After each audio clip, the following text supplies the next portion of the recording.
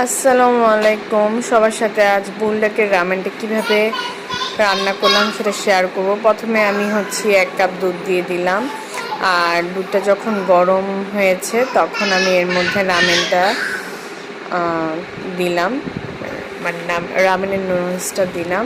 এরপরে রামেনের নুডলসটা যখন মানে 4-5 মিনিট রাখার পরে যখন হয়ে আসবে তখন আমি এখানে যে সসটা আছে রেড প্যাকেটে ওই সস আর ওদের যে মশলাটা আছে ওই মশলাটা দিয়ে দিব। এরপরে মশলা আর সসটা দিয়ে ভালো করে এটাকে গুটে নিব। যেহেতু নুডলসটা একটু ঝাল, তাই আমি দুধ আর চিজ দিয়ে রান্না করেছি নুডলসটাকে, যাতে ঝাল কম লাগে।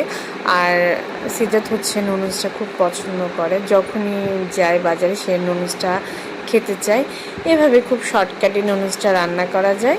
আর সিদ্ধার্থ খাচ্ছে নুডলসটা, আপনারা দেখুন। এই তো, আল্লাহ হাফেজ, সবাই ভালো থাকবেন।